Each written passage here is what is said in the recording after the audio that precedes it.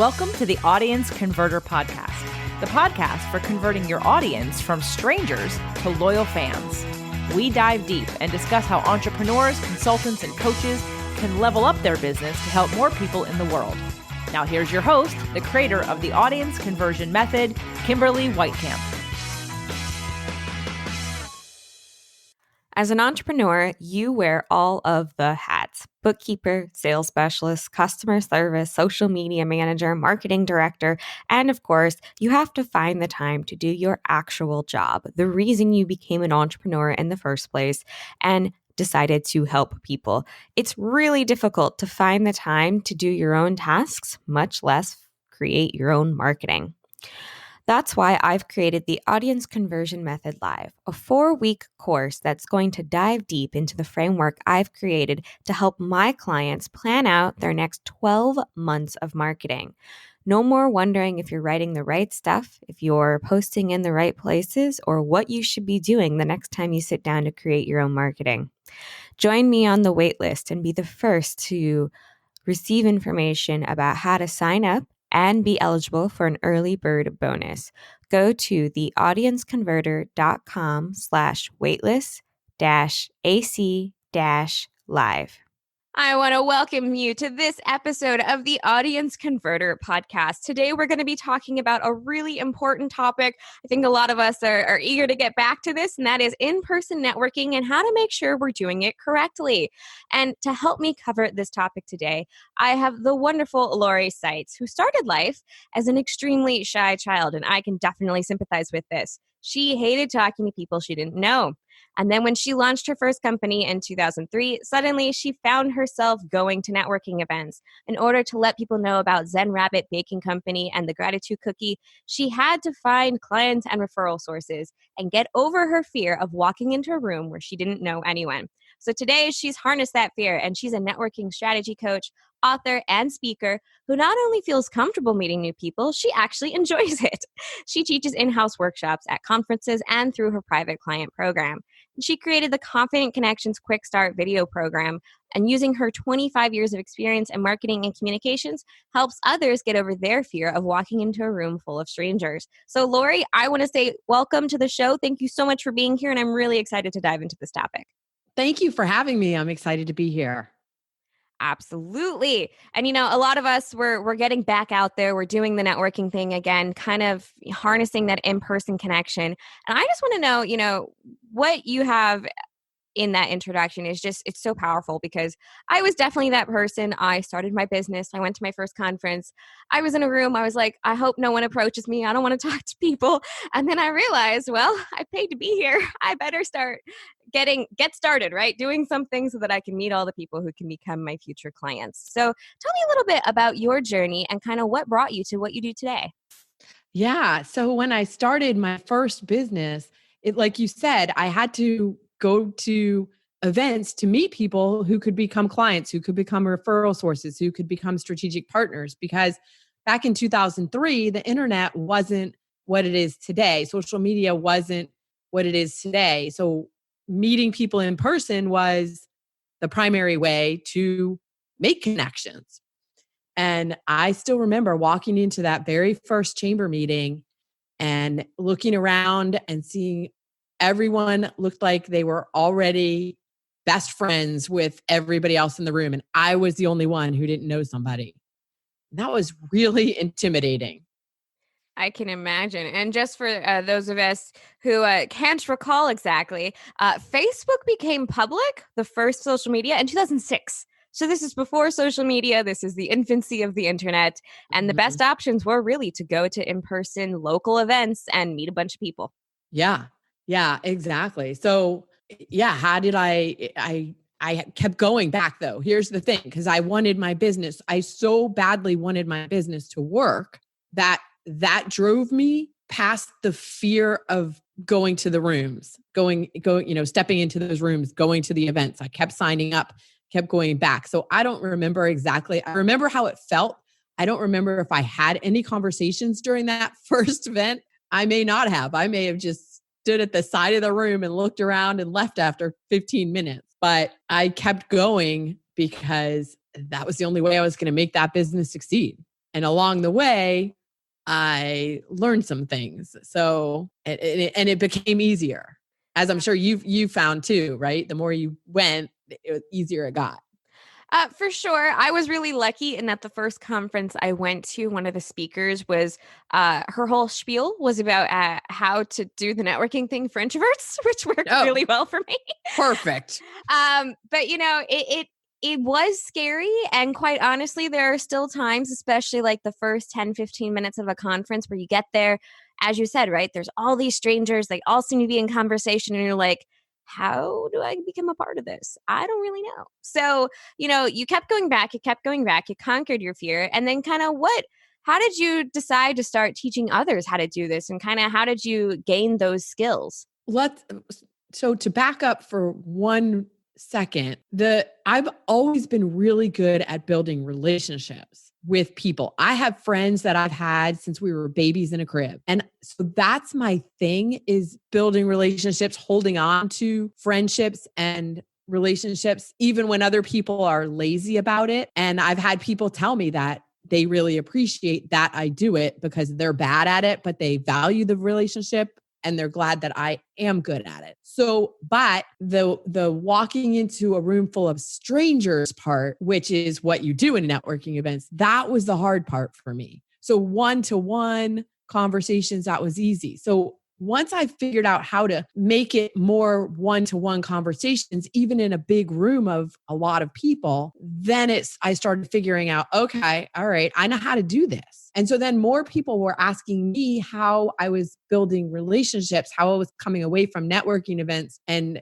developing those connections, because they weren't having as much success at it. And what I figured out was in part was because of the way they were looking at networking and what they thought networking was. So let's dive deep into that a little bit for a while. What is that perception? I'm a big believer in nothing beats in person, right? I create marketing materials. I am a copywriter, but honestly, you're gonna jump the line, if you will, right? They say it takes 5 to 12 impressions if you're doing something in person, but then it takes 15 to 30 if you're only working online. So obviously, meeting somebody in person, it really cuts down on that time to build the relationship. So what is the perception a lot of people have about networking? The common perception is that networking is about selling. And that's also the reason why a lot of people don't like it, especially quiet people. That's the term I tend to use for people like you and me who are maybe a little bit more shy or have been. So the idea that networking is about walking into a room and selling your services or your products, that makes it even more intimidating. But that's not what networking is at all. Networking is truly about starting a conversation and building a foundation for a relationship. I don't know anyone who's ever gone to a networking event or to a conference and met somebody they didn't know before and walked away with a signed contract.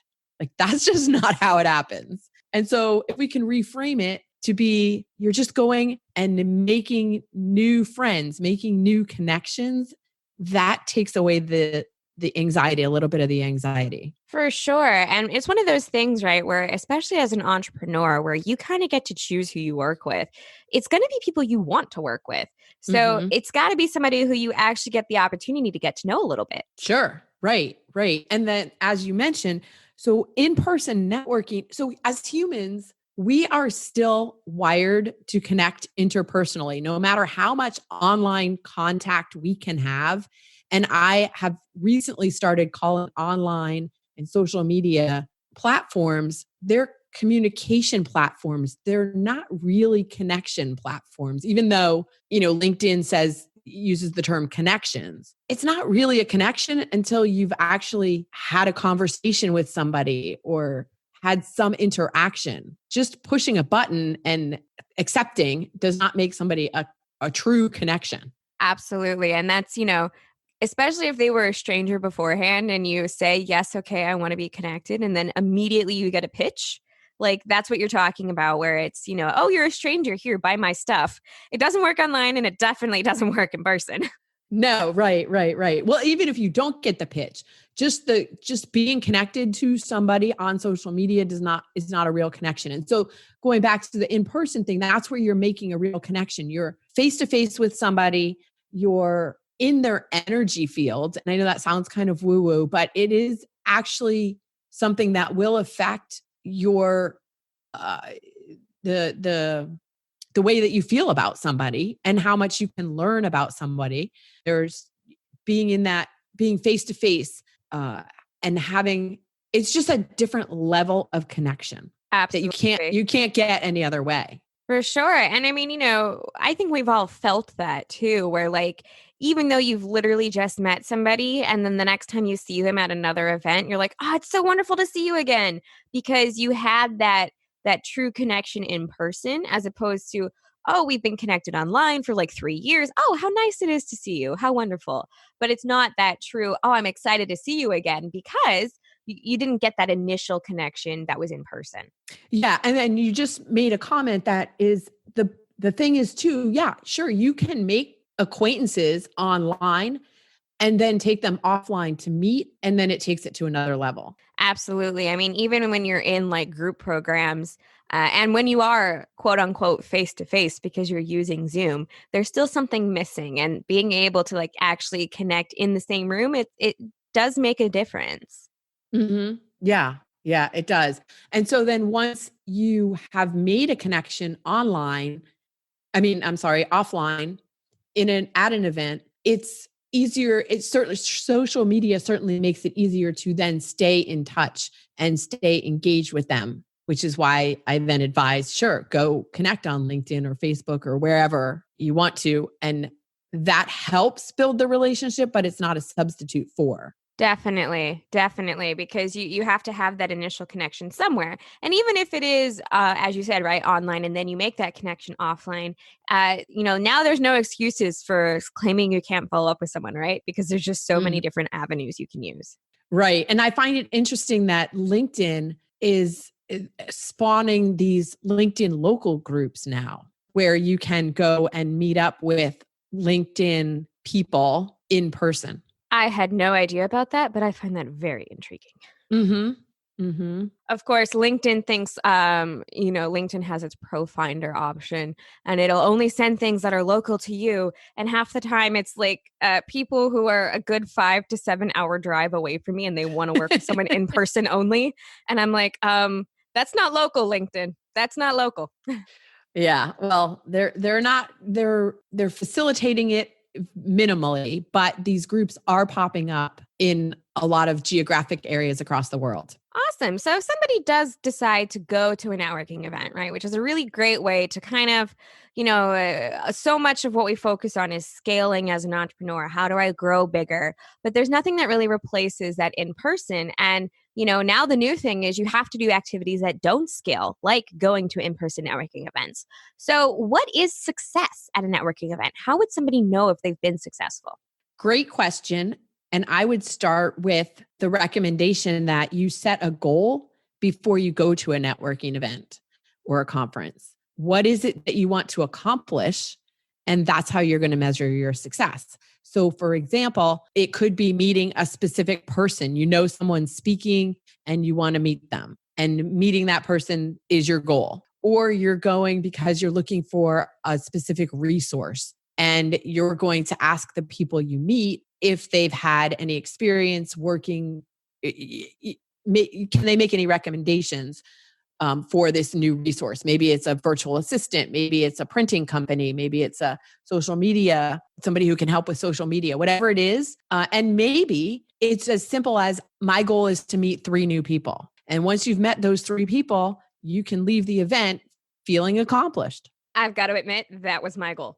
When I went to that first conference, I had no idea what I was doing. I went, I felt so incredibly awkward. Everywhere around me, it seemed like people were, they were already deep in conversation, right? How do you become a part of that? And so the next time I went to an event, I set a goal for myself. I'm going to meet 3 new people a day, and I have to have a real conversation with them, right? It can't just be, hi, how are you? What's your name? What do you do? Okay, thanks, bye, right? Mm-hmm. Mm-hmm. Yeah. Right. And so then that's how you measure success. Awesome. So one of the things that I think a lot of people find intimidating about in-person networking events is every time you go to them, right? It does seem like a lot of people already know the others in the room. So what would you tell people who are new to an event, they're new to a community, they go to a live event or a conference or what have you, and they want to kind of become part of the conversation, but they don't know anyone there? What would you recommend for them? Two things. One, ask the event organizer, or depending on the event, there could be ambassadors or board members. Ask one of those people to introduce you to some people because they want you to have success at their event. That reflects better on them if you enjoy and get what you want out of their event. So they're happy to help make introductions. The second thing is to look at groups of people. And I always recommend, so look at groups of 3 or more people and see how they've arranged themselves. Are they arranged in a semi-open situation where you could approach, even though it's going to feel uncomfortable, I know that, approach and kind of catch the eye of somebody in the group, preferably not the person who's speaking, somebody who's standing there. Catch their eyes, smile at them as you walk up, and just approach and stand there for a second, because the person who's talking is either going to finish their point or stop talking, and they're going to welcome you into the group. So it's not an awkward thing then to just kind of sidle over and wait until the conversation turns to something you can comment on, because I always feel really awkward doing that, but it seems to be like the only method that works. Well, if you look around, other people, that's what everybody does. It does feel awkward, but it feels awkward to you. It doesn't seem awkward necessarily to the people who are already in the group. They're like, oh, cool, a new person to meet. Awesome. And I love what you said about finding the organizer or an ambassador. That is honestly something that has never crossed my mind, and I don't know why it hasn't. Oh, wow. Yeah. But it's true, right? If you go to a conference, especially if you go to a conference for a particular method or for a particular strategy, people want you to come back. They want you to get value out of it. That's why they put this event on. So it makes a lot of sense that they're really invested. And, I've met so many people, right? They're people I've met at events. They call themselves connectors, right? They go to the event. I meet them. I have a quick chat. And then later they'll find me and be like, hey, you've got to meet this other person, right? And this is someone I just met. But that's kind of what the event ambassador's job is, right? Yes, exactly. Exactly. And this brings up another point that you didn't ask the question about, but I'm going to answer it anyway. And this is why you need to be very clear on who you want to meet before you get there. Like, who's your ideal client, or who's the ideal type of person who could give you referrals, or who would be a good strategic partner for you? Because before you approach that event organizer or ambassador, you want to be able to say, hey, this is the kind of person I'm looking to meet. Could you introduce me to any? Absolutely. And that just goes back to really knowing your message and what you're there for, right? I would say never go to an event without a plan, because that's a good way for you to waste a lot of money. Because when you go to these types of events, right, you need to know, what are you trying to get out of it? Which why I love the fact that you said the first thing to do is to set a goal, right? Before you even choose to go to the event, set a goal. And that goal doesn't have to be, I want to walk away with money. It can be, I want to meet X number of people, or I'm looking for someone who knows how to do this XYZ skill. Exactly. Right. Yeah. And actually backing up even further, before you go to an event, before you even set a goal, is, like I said, figuring out who you want, like what type of person you want to meet. And that backs up even further, which as a copywriter, I'm sure you are well versed in, is figuring out what exactly it is you do and offer, and to whom. Yeah, it's one of those things where everyone says, oh, you need an elevator speech. And, I don't like that term, because quite frankly, I don't know, but the last time I went in an elevator, which I just came back from a couple of conferences, I went to a lot of them, I did not speak to anyone I didn't know in those elevators. It's really strange if someone gets into an elevator and between floor 10 and floor 0 decides to turn around, start talking to you and say, hey, this is what I do. That is so funny that you say that, because I said the same thing. I say the same thing. If somebody starts doing that to me in an elevator, I'm pushing the next floor and getting off.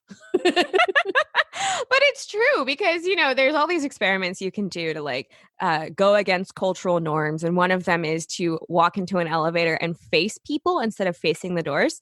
And it makes people awkward. It makes them really uncomfortable. So the idea that it's an elevator pitch, it's like, oh, it has to be able to be finished in an elevator ride. I'm like, people don't talk to strangers in elevators. You might do the head nod. You might do the shy smile. And then you like desperately look at the numbers until you get to the floor you want to be on.